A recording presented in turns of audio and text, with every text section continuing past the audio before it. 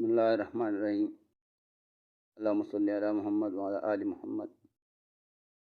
داستان حیات کے ناظرین، السلام علیکم ورحمۃ اللہ وبرکاتہ۔ آج ایک احسان فراموش بادشاہ کی کہانی پیش کرتے ہیں۔ ایک بادشاہ اپنے منظور گھوڑے پر سوار تھا۔ گھوڑا کسی وجہ سے بت گیا تو بادشاہ سر کے بل زمین پر گر گیا اور اس کی گردن کی ہڈی کے مہرے ہل گئے اور وہ گردن کو حرکت دینے پر بھی قادر نہ رہا۔ کئی طبیبوں نے اپنی طرف سے سر توڑ کوششیں کی مگر وہ بادشاہ کا علاج نہ کر سکے۔ ایک دن یونان کا ایک حکیم بادشاہ کے پاس آیا اور اس قدر جان فشانی سے علاج کیا کہ بادشاہ ٹھیک ہو گیا۔ علاج کے بعد وہ حکیم اپنے وطن لوٹ گیا۔ کچھ عرصے بعد وہ دوبارہ بادشاہ کے وطن میں آیا۔ وہ سلام کے ارادے سے شاہی دربار میں حاضر ہوا۔ اب لازم تھا کہ بادشاہ عدل و قدردانی اس حکیم سے مروت اور مہربانی کا برتاؤ کرتا، لیکن بادشاہ ایسے بن گیا جیسے اس حکیم کو جانتا ہی نہ ہو۔ بادشاہ کے اس رویے سے حکیم بہت سخت رنجیدہ ہوا۔ یونانی حکیم بادشاہ کے دربار سے باہر آیا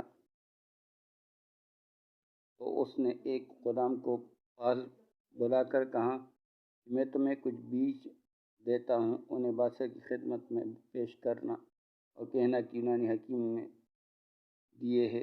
انہیں دہکتے انگاروں پر ڈال کر ان کی دھونی لی جائے تو بہت فائدہ ہوتا ہے۔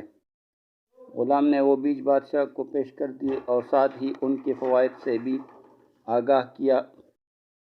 بادشاہ کے حکم سے فوراً دہکتے انگارے پیش کیے گئے مگر جب بیج انگاروں پر ڈال کر بادشاہ نے دھونی لی تو اسے ایک زوردار چینک آئی جس سے اس کی گردن کے مہرے پھر سے پرانی حالت میں چلے گئے۔ بادشاہ بہت چیخا چلایا، سپاہی دوڑائے کہ حکیم کو گرفتار کر کے لاؤ، لیکن باوجود بہت تلاش و بسیار کوشش کے اس حکیم کا کچھ پتہ نہ چلا۔ ساری عمر بادشاہ نے ایسے ہی گزار دی۔ شیخ صادر علیہ الرحمہ فرماتے ہیں کہ ہمیشہ محسن کو بلائی کے ساتھ یاد رکھنا چاہیے۔ احسان فراموش شخص کمینہ ہوتا ہے اور فرمان خداوندی ہے، کمینہ شخص بلائی نہیں پا سکتا۔ بے شک